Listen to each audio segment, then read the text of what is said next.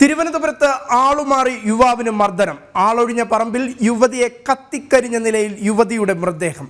കണ്ണൂരിൽ വീണ്ടും സംഘർഷഭരിതമാകുന്നു. വിശദമായ വാർത്തകൾ നോക്കാം. കാക്കിയിലേക്ക് പ്രേക്ഷകർക്ക് സ്വാഗതം.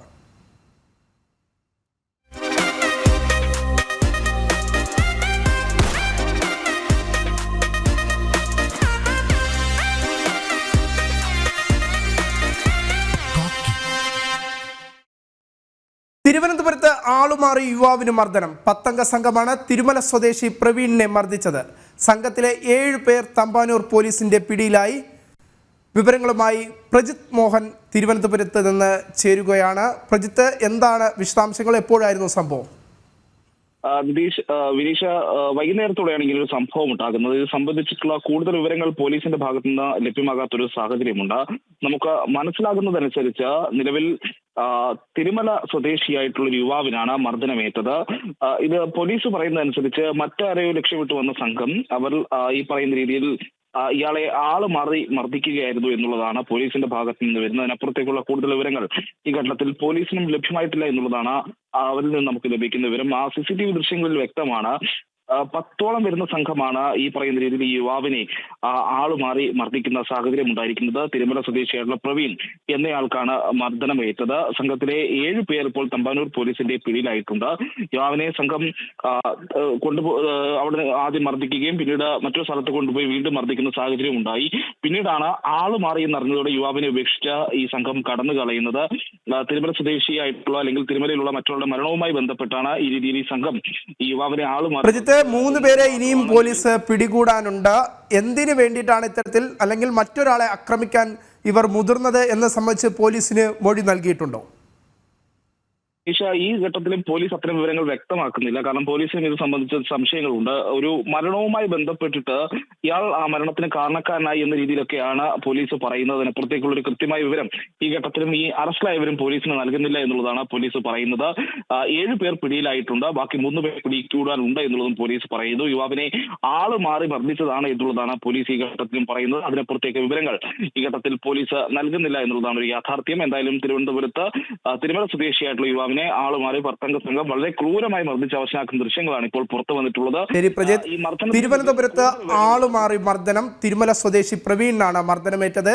7 പേരെ തമ്പാനൂർ പോലീസ് പിടികൂടി. ഇതുമായി ബന്ധപ്പെട്ട വിശദാംശങ്ങളാണ് പ്രജിത് മോഹനൻ തിരുവനന്തപുരത്ത് നിന്ന് നൽകിയത്.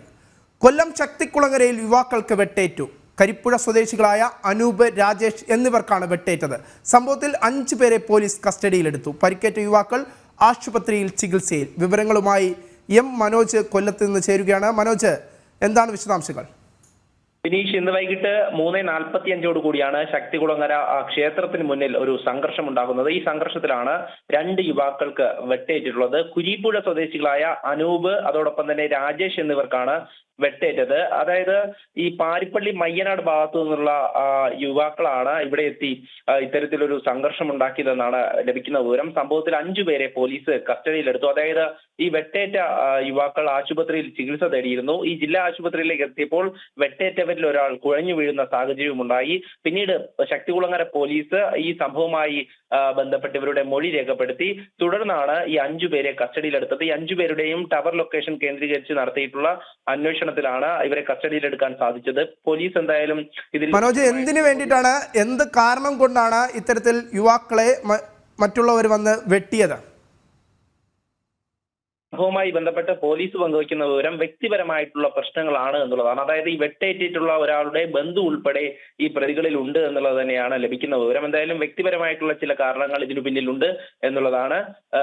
അത് കാരണം തന്നെയാണ് ഇത്തരത്തിലൊരു സംഘർഷത്തിലേക്ക് കാര്യങ്ങൾ പോയതും 2 യുവാക്കൾക്ക് വെട്ടേറ്റുള്ളതും. പോലീസ് കൂടുതൽ അന്വേഷണം നടത്തി വരികയാണ്. ഈ കസ്റ്റഡിയിലുള്ള യുവാക്കളെ ചോദ്യം ചെയ്ത് വരികയാണ്. ഇവരുടെ അറസ്റ്റ് വൈകാതെ തന്നെ രേഖപ്പെടുത്തുമെന്നും പോലീസ് അറിയിച്ചിട്ടുണ്ട്. കൊല്ലം ശക്തികുളങ്ങരയിൽ യുവാക്കൾക്ക് വെട്ടേറ്റു. ഇതുമായി ബന്ധപ്പെട്ട വിശദാംശങ്ങളാണ് കൊല്ലത്ത് നിന്ന് മനോജ് നൽകിയത്.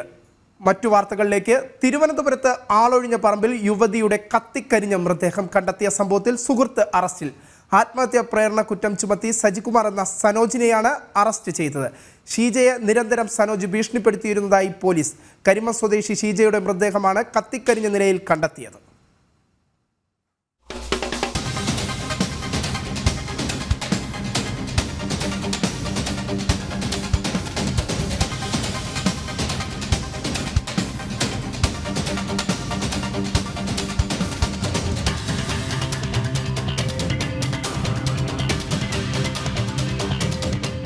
കൈമനത്ത് സ്ത്രീയുടെ മൃതദേഹം കത്തിക്കരിഞ്ഞ നിലയിൽ കണ്ടെത്തിയ സംഭവത്തിൽ സുഹൃത്ത് സജികുമാറിനെ പോലീസ് കസ്റ്റഡിയിലെടുത്ത് ചോദ്യം ചെയ്തു വരികയാണ്. മരണത്തിൽ ദുരൂഹതയുണ്ടെന്നാണ് ബന്ധുക്കളുടെ ആരോപണം. സജിയുടെ വീടിനടുത്തുള്ള ഒഴിഞ്ഞ പുരയിടത്തിലാണ് മൃതദേഹം കണ്ടെത്തിയത്. കഴിഞ്ഞ ദിവസം രാത്രി വൈകി ആളൊഴിഞ്ഞ പുരയിടത്തിൽ നിന്നും സ്ത്രീയുടെ നിലവിളിയും തീയും പുകയും ഉയരുന്നത് സമീപവാസികളുടെ ശ്രദ്ധയിൽപ്പെട്ടിരുന്നു. നാട്ടുകാർ ഓടിയെത്തിയപ്പോഴേക്കും ശരീരം പൂർണ്ണമായി കത്തി മൃതദേഹം തിരിച്ചറിയാൻ കഴിയാത്ത അവസ്ഥയിലായിരുന്നു. തുടർന്ന് പോലീസ് നടത്തിയ അന്വേഷണത്തിൽ കരിമം എന്ന സ്ഥലത്തു നിന്ന് ഒരു സ്ത്രീയെ കാണാനില്ലെന്ന വിവരം ലഭിച്ചു. ഇന്നലെ രാവിലെ ഇവരുടെ ബന്ധുക്കളെത്തിയാണ് മരിച്ചത് ഷീജയാണെന്ന് തിരിച്ചറിഞ്ഞത്.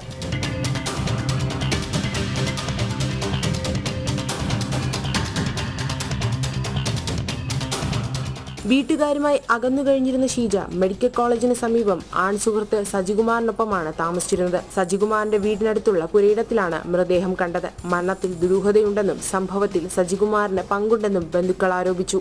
മരിക്കുന്നതിന് മുമ്പ് സജികുമാറും ഷീജയും തമ്മിൽ കണ്ടിരുന്നുവെന്ന് പോലീസിന് വിവരം ലഭിച്ചിട്ടുണ്ട്. കസ്റ്റഡിയിലെടുത്ത് സജികുമാറിനെ ചോദ്യം ചെയ്തു വരികയാണ്. ജനം, തിരുവനന്തപുരം. പത്തനംതിട്ട വടശ്ശേരിക്കടയിൽ യുവാവിനെ ബന്ധുവീട്ടിൽ മരിച്ച നിലയിൽ കണ്ടെത്തി. 30 വയസ്സുള്ള ജോബിയാണ് മരിച്ചത്. സംഭവത്തിൽ ബന്ധുവായ റെജിയെ പോലീസ് കസ്റ്റഡിയിലെടുത്തു.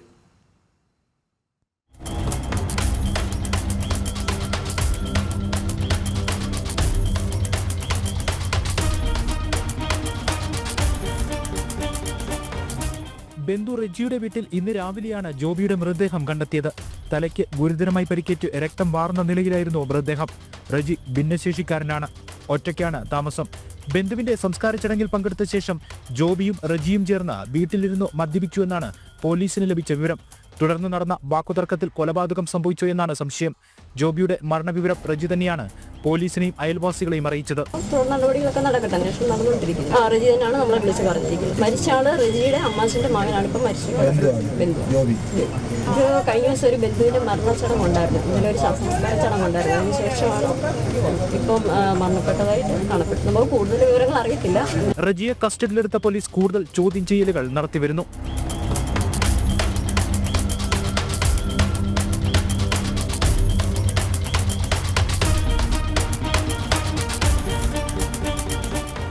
ജനം, പത്തനംതിട്ട. കൊല്ലം കൊട്ടിയം തഴുത്തലയിൽ അമ്മയെയും മകനെയും വീട്ടിൽ മരിച്ച നിലയിൽ കണ്ടെത്തി. തഴുത്തല PK ജംഗ്ഷനിൽ സമീപത്ത് നാസിയത്ത്, മകൻ ഷാജൻ എന്നിവരാണ് മരിച്ചത്. നാസിയത്തിനെ കഴുത്തറുത്ത നിലയിലും ഷാനിനെ തൂങ്ങി മരിച്ച നിലയിലുമാണ് കണ്ടെത്തിയത്.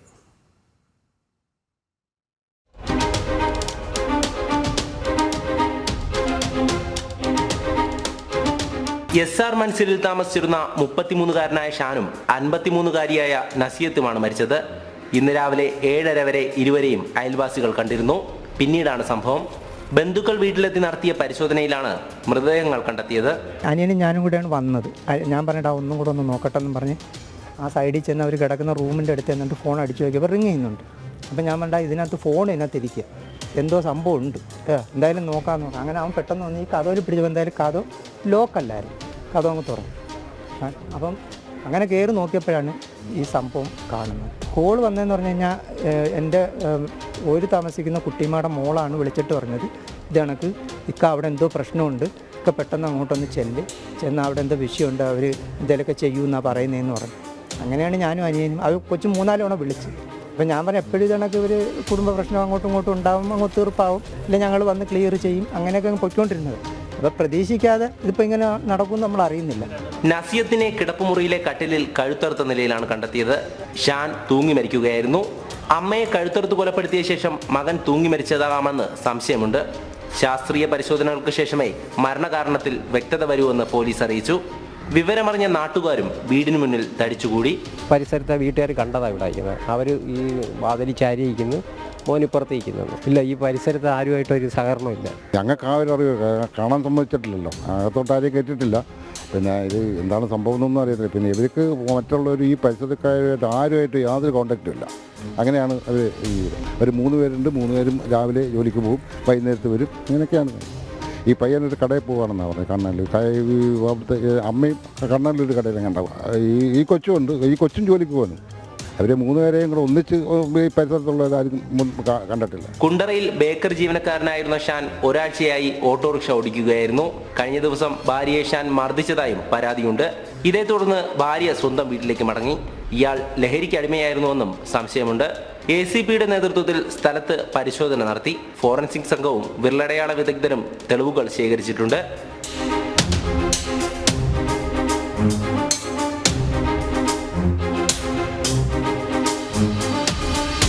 ജനം, കൊല്ലം.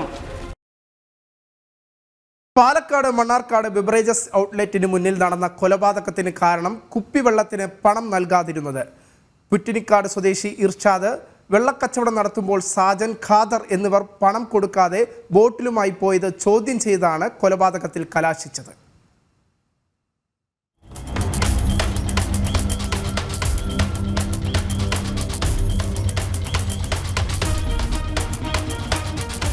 കഴിഞ്ഞ 14-ാം തീയതിയാണ് മണ്ണാർക്കാട് ബീവറേജസ് ഔട്ട്ലെറ്റിന് മുന്നിലുണ്ടായ സംഘർഷത്തിൽ പുറ്റാനിക്കാട് സ്വദേശി ഇർഷാദ് കൊല്ലപ്പെട്ടത്. ബീവറേജിന് മുന്നിൽ വെള്ളക്കച്ചവടം നടത്തുകയായിരുന്നു ഇർഷാദ്. ഈ സമയം മദ്യം വാങ്ങാനെത്തിയ മണ്ണാർക്കാട് കൈതച്ചിറ സ്വദേശി സാജനും കളത്തിത്തൊടി സ്വദേശി ഖാദറും പണം കൊടുക്കാതെ വെള്ള ബോട്ടിൽ എടുക്കുകയും ഇത് ചോദ്യം ചെയ്ത ഇർഷാദിനെ ബിയർ ബോട്ടിൽ കൊണ്ട് തലക്കടിച്ച് കൊലപ്പെടുത്തുകയുമായിരുന്നു. കൊലപാതകത്തിന് ശേഷം ഓടിപ്പോയ പ്രതികളിൽ കളത്തിൽത്തൊടി സ്വദേശി ഖാദറിനെ ഉടനെ തന്നെ പോലീസ് പിടികൂടി. ഇന്നലെയാണ് 1-ാം പ്രതിയായ കൈതച്ചിറ സ്വദേശി സാജൻ പിടിയിലായത്. ഇന്ന് പ്രതിയെ പോലീസ് സംഭവസ്ഥലത്തെത്തിച്ച് തെളിവെടുപ്പ് നടത്തി. മണ്ണാർക്കാട് CI രാജേഷിന്റെ നേതൃത്വത്തിലുള്ള പോലീസ് സംഘമാണ് തെളിവെടുപ്പ് നടത്തിയത്. ജനം, പാലക്കാട്. ജൂനിയർ അഭിഭാഷകയെ മർദ്ദിച്ച സംഭവത്തിൽ പ്രതി ബെയിലിൻ ദാസിന് ജാമ്യം നിഷേധിച്ച് കോടതി. പ്രതിയെ ഈ മാസം 30-ാം തീയതി വരെ റിമാൻഡ് ചെയ്തു. കുറ്റക്കാരനല്ലെന്നും അഭിഭാഷക തന്നെയാണ് മർദ്ദിച്ചതെന്നും പ്രതി കോടതിയിൽ പറഞ്ഞു.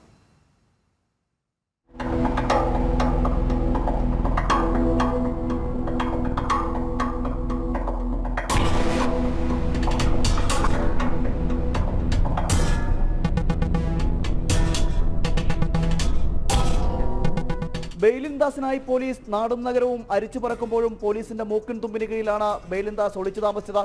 കഴക്കൂട്ടത്ത് പള്ളിത്തറ സ്വദേശിയായ സുഹൃത്തിന്റെ വീട്ടിൽ 3 ദിവസം സുഖവാസമൊരുക്കുമ്പോഴും പോലീസ് ബെയിലിൻദാസിനായുള്ള തിരച്ചിലായിരുന്നു.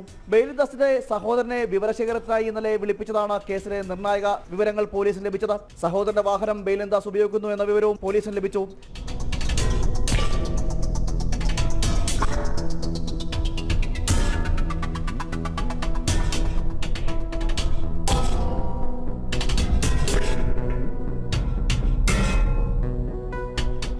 ഇത് കേന്ദ്രീകരിച്ചും അന്വേഷണം നടന്നു. വൈകിട്ട് ബെയിലിൻദാസ് പൂന്തറയിലെ സ്വന്തം വീട്ടിലെത്തി മടങ്ങും വഴി ഷാഡോ പോലീസിന്റെ കണ്ണിൽപ്പെട്ടതോടെ ബെയിലിൻദാസിന്റെ പദ്ധതികൾ പാളി. ഷാഡോ പോലീസ് വിവരം തുമ്പ പോലീസിന് കൈമാറുകയും വാഹനം പിന്തുടർന്ന് പിടികൂടുകയുമായിരുന്നു. പള്ളിത്തുറയിലെ സുഹൃത്തല്ലാതെ മറ്റാരെങ്കിലും ബെയിലിൻദാസിന് സഹായമൊരുക്കിയോ എന്നും പോലീസ് അന്വേഷിക്കുന്നുണ്ട്. പ്രതിക്കായി നാടും നഗരവും അരിച്ചു പറക്കുമ്പോഴും പ്രതി തലസ്ഥാനത്ത് സ്വച്ഛന്തമായി വിഹരിക്കുകയായിരുന്നു. ജനം, തിരുവനന്തപുരം. തിരുവനന്തപുരം വഞ്ചിയൂരിൽ ജൂനിയർ അഭിഭാഷകയെ മർദ്ദിച്ച കേസിൽ അഡ്വക്കേറ്റ് ബെയിലിൻദാസിന് ഒളിത്താവളമൊരുക്കിയത് തലസ്ഥാനത്ത്. കഴക്കൂട്ടം പള്ളിത്തുറ സ്വദേശിയായ സുഹൃത്തിന്റെ വസതിയിലാണ് പ്രതി 3 ദിവസം ഒളിവിൽ കഴിഞ്ഞത്. പൂന്തുറയിലെ വീട്ടിലെത്തി മടങ്ങുമ്പോൾ ഷാഡോ പോലീസിന്റെ കണ്ണിൽപ്പെട്ടതാണ് ബെയിലിൻദാസിന്റെ അറസ്റ്റിലേക്ക് നയിച്ചത്.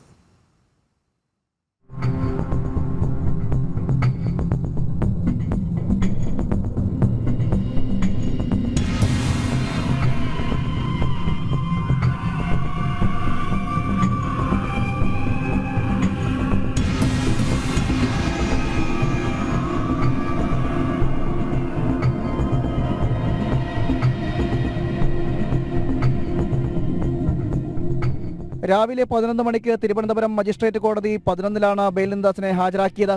പ്രതി നിയമപരിജ്ഞാനമുള്ളയാളാണ്. BNS 183 പ്രകാരമുള്ള മൊഴി രേഖപ്പെടുത്തിയിട്ടില്ല. തെളിവുകൾ നശിപ്പിക്കുവാനുള്ള സാധ്യതയുണ്ടെന്നും സാക്ഷികളെയും ഇരകളെയും സ്വാധീനിക്കുവാൻ സാധ്യതയുണ്ടെന്നും ജാമ്യം അനുവദിക്കരുതെന്നും പ്രോസിക്യൂഷൻ കോടതിയെ ബോധിപ്പിച്ചു. എന്നാൽ താൻ കുറ്റം ചെയ്തിട്ടില്ലെന്നും അഭിഭാഷക തന്നെ മർദ്ദിച്ചു, കണ്ണട പൊട്ടി പുരുകത്തിൽ മുറിവുണ്ടായി എന്നും പ്രതിഭാഗം വാദിച്ചു. ബെയിലിൻദാസിന്റെ വാദഗതികളെ തള്ളിയ കോടതി ജാമ്യം നിഷേധിക്കുകയായിരുന്നു. തുടർന്ന് 14 ദിവസത്തേക്ക് റിമാൻഡ് ചെയ്തു. ഈ മാസം 30-ാം തീയതി വരെയാണ് റിമാൻഡ്. പ്രതിയെ ഫോർട്ട് ഹോസ്പിറ്റലിൽ എത്തിച്ച് വൈദ്യപരിശോധന നടത്തിയ ശേഷം തിരുവനന്തപുരം പൂജപ്പുര ജില്ലാ ജയിലിൽ ഹാജരാക്കി. പ്രതിക്കെതിരെ ഇന്ന് ഒരു വകുപ്പ് കൂടി രജിസ്റ്റർ ചെയ്തു. അഭിഭാഷകരുടെ മുഖത്ത് എല്ലിന് പൊട്ടലുണ്ടായതിനെ തുടർന്നാണ് BNS 118 ക്ലോസ് 2 കൂടി ചേർത്തത്. കേസ് കോടതി നാളെ പരിഗണിക്കും. ഇന്നലെ വൈകിട്ട് കഴക്കൂട്ടം തുമ്പ സ്റ്റേഷൻ കടവിന് സമീപത്ത് വെച്ചാണ് പോലീസ് പ്രതിയെ പിടികൂടിയത്. കഴക്കൂട്ടം സ്റ്റേഷൻ കടവ് ഭാഗത്ത് കൂടി പ്രതി സഞ്ചരിക്കുന്നുവെന്ന വിവരത്തിന്റെ അടിസ്ഥാനത്തിലായിരുന്നു അറസ്റ്റ്. പ്രതി സഞ്ചരിച്ച മാരുതി കാറും പോലീസ് കണ്ടെടുത്തു. അഭിഭാഷകയ്ക്ക് മർദ്ദനമേറ്റ് 2 ദിവസങ്ങൾക്ക് ശേഷമാണ് പ്രതി പിടിയിലാകുന്നത്. പോലീസ് ബെയിലിൻദാസിനെ സഹായിക്കുന്നു എന്നതടക്കമുള്ള ആരോപണങ്ങളും ഉണ്ടായിരുന്നു.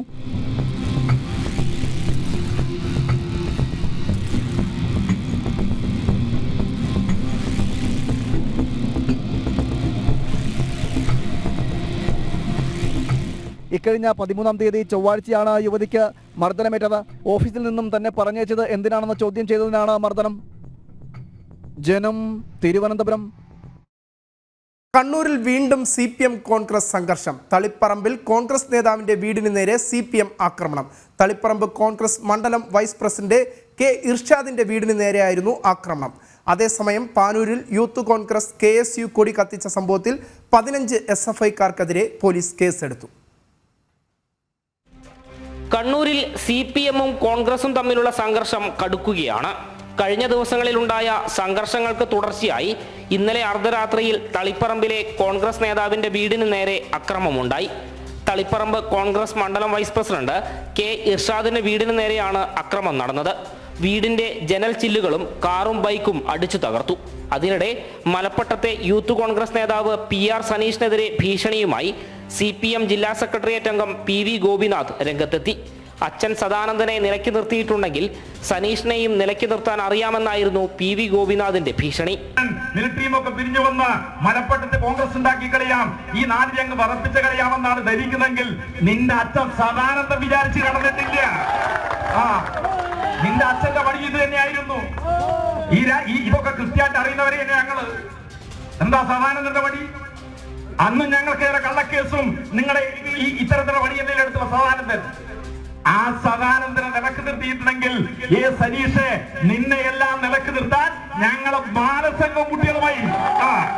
അതേസമയം പാനൂരിൽ KSU യൂത്ത് കോൺഗ്രസ് കൊടി കത്തിച്ചതിൽ 15 SFIക്കാർക്കെതിരെ പോലീസ് കേസെടുത്തു.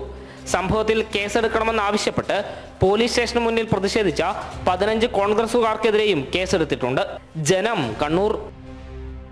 CPM-ഉം കോൺഗ്രസും കൊലവിളിയും ഭീഷണിയുമായി രംഗത്തെത്തിയതോടെ കണ്ണൂർ രാഷ്ട്രീയം വീണ്ടും സംഘർഷഭരിതമാവുകയാണ്.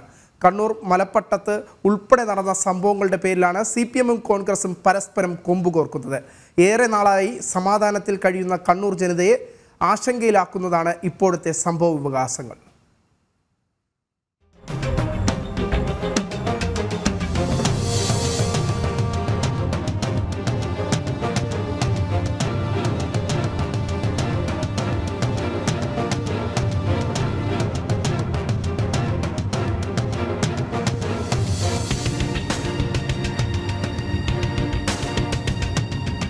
കണ്ണൂർ കളക്ടറേറ്റ് മാർച്ചിനിടെ യൂത്ത് കോൺഗ്രസ് പ്രവർത്തകർ മുഖ്യമന്ത്രിയുടെ ഫ്ലെക്സ് തകർത്തതോടെയാണ് സംഭവങ്ങളുടെ തുടക്കം. തൊട്ടു പിന്നാലെ ഫ്ലെക്സ് തകർത്ത മലപ്പട്ടത്തെ യൂത്ത് കോൺഗ്രസ് പ്രവർത്തകന്റെ വീട്ടിന് മുന്നിൽ പാർട്ടി സ്തൂപം അടിച്ചു തകർക്കുകയും ഇയാളുടെ വീട് ആക്രമിക്കപ്പെടുകയും ചെയ്തു. ഇതോടെ കാര്യങ്ങൾ കൈവിട്ടുപോയി. സമാധാനത്തിൽ കഴിയുന്ന ആളുകൾക്കിടയിലേക്ക് പരസ്പരം പോർവിളികളും ഭീഷണിയുമായി CPM കോൺഗ്രസ് നേതാക്കളെത്തി. ആദ്യം യൂത്ത് കോൺഗ്രസ് നേതാവ് രാഹുൽ മാങ്കൂട്ടത്തിന്റെ വകയായിരുന്നു പ്രകോപനം. മാത്രമല്ല, യൂത്ത് കോൺഗ്രസ് മാർച്ചിനിടെ പ്രകോപനപരമായ മുദ്രാവാക്യങ്ങളും ഉയർന്നു. SFI പ്രവർത്തകൻ ധീരജിനെ കുത്തിയ കത്തി അറബിക്കടലിൽ എറിഞ്ഞിട്ടില്ല എന്നായിരുന്നു കോൺഗ്രസിന്റെ മുദ്രാവാക്യം. ഇതിനു മറുപടിയുമായി CPM കണ്ണൂർ ജില്ലാ സെക്രട്ടറി KK രാഗേഷ് തന്നെ രംഗത്തെത്തി. ധീരജിനെ കുത്തിയ കത്തിയുമായി വന്നാൽ വരുന്നവന് ഞങ്ങൾ ഒരു പുഷ്പചക്രം ഒരുക്കി വെക്കുമെന്നായിരുന്നു മറുപടി. ധീരജിനെ കുത്തിയ കത്തി അത് അറബിക്കടലിൽ കളഞ്ഞിട്ടില്ല, അത് വേണമെങ്കിൽ ഇനിയും എടുക്കും. ഞാൻ വേറെ ഒന്നും പറയുന്നില്ല. ആ കത്തിയെടുത്തിരിക്കും വന്നോക്ക്. അങ്ങനെ വന്നു കഴിഞ്ഞാൽ ഞങ്ങൾ നിനക്ക് വേണ്ടി ഒരു പുഷ്പചക്രം ഇവിടെ കരുതി വെക്കും, മനസ്സിലായിക്കൊള്ളുക. പരസ്പരം പോർവിളികളും ഭീഷണികളുമായി നേതാക്കൾ തന്നെ രംഗത്ത് വരുമ്പോൾ പൊതുജനങ്ങളാണ് ആശങ്കയിലാകുന്നത്. ദീർഘനാളായി കണ്ണൂരിൽ പുലരുന്ന സമാധാനം നശിപ്പിക്കാനുള്ള ശ്രമമാണോ ഇരുകൂട്ടരും നടത്തുന്നതെന്നാണ് ഉയരുന്ന വിമർശനം. ജനം, കണ്ണൂർ. അർബൻ മാവോയിസ്റ്റ് കമ്മ്യൂണിസ്റ്റ് ഭീകരർക്ക് PFI ബന്ധവും. PFI ഭീകരവാദികൾ അർബൻ മാവോയിസ്റ്റുകളുടെ മറപറ്റി വിധ്വംസക പ്രവർത്തനങ്ങളിലേക്ക് കടക്കുന്നതായാണ് വിവരം. മാവോയിസ്റ്റ് ഭീകര കേസുകളിൽ അന്വേഷണം ശക്തമാക്കിയിരിക്കുകയാണ് NIA. മാവോയിസ്റ്റ് റിക്രൂട്ട്മെന്റ് കേസിൽ 3 മാവോയിസ്റ്റ് നേതാക്കൾക്കെതിരെ ജൂണിൽ NIA കുറ്റപത്രം സമർപ്പിക്കും.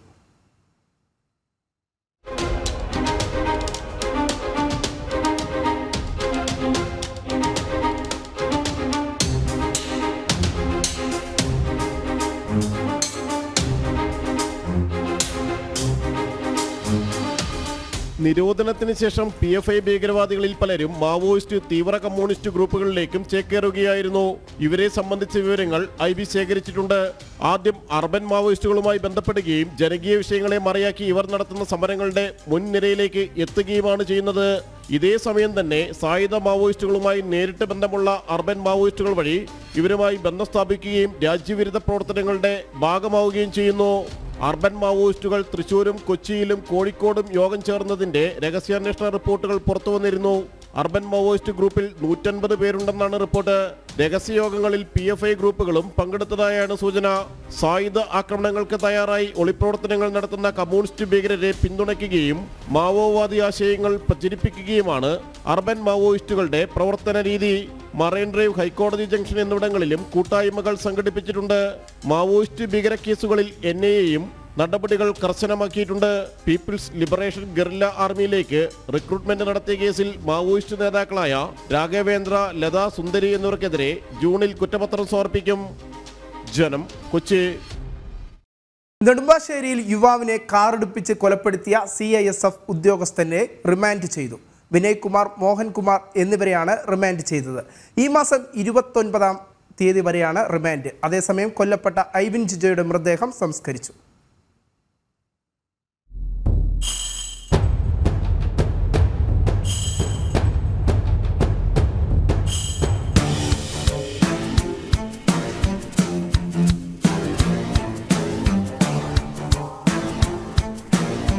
ഐവിൻ ജിജോയെ കാറിടിപ്പിച്ച് കൊലപ്പെടുത്തണമെന്ന ഉദ്ദേശത്തോടുകൂടിയാണ് CISF ഉദ്യോഗസ്ഥർ ആക്രമിച്ചതെന്നാണ് റിമാൻഡ് റിപ്പോർട്ടിൽ പറയുന്നത്. തർക്കത്തിനിടയിൽ പ്രതികൾ കാറെടുത്തു പോകാൻ ശ്രമിച്ചപ്പോൾ പോലീസ് വന്നിട്ട് പോയാൽ മതിയെന്ന് ഐവിൻ പറഞ്ഞത് പ്രകോപനമായി. ബോണറ്റിൽ കിടത്തി വലിച്ചുകൊണ്ടുപോയ ശേഷം റോഡിലേക്ക് തെറിച്ചു വീണ ഐവിൻ കാറിനടിയിൽ പെടുകയായിരുന്നു. കാറിനടിയിൽപ്പെട്ട ഐവിനെ 37 മീറ്റർ വലിച്ചിടിച്ചെന്നും റിമാൻഡ് റിപ്പോർട്ടിൽ വ്യക്തമാക്കുന്നു. വൈകിട്ടോടെയാണ് പ്രതികളായ 2 CISF ഉദ്യോഗസ്ഥരെ കോടതിയിൽ ഹാജരാക്കിയത്. പ്രതികളായ വിനയ് കുമാർ, മോഹൻകുമാർ എന്നിവരെ ഈ മാസം 29 വരെ കോടതി റിമാൻഡ് ചെയ്തു. അങ്കമാലി 1-ാം ക്ലാസ് മജിസ്ട്രേറ്റ് കോടതിയാണ് റിമാൻഡ് ചെയ്തത്. ആവശ്യമെങ്കിൽ പ്രതികളെ വീണ്ടും കസ്റ്റഡിയിൽ വാങ്ങി പോലീസ് ചോദ്യം ചെയ്യും. അതേസമയം കൊല്ലപ്പെട്ട ഐവിൻ ജിജോയുടെ സംസ്കാര ചടങ്ങ് പൂർത്തിയായി.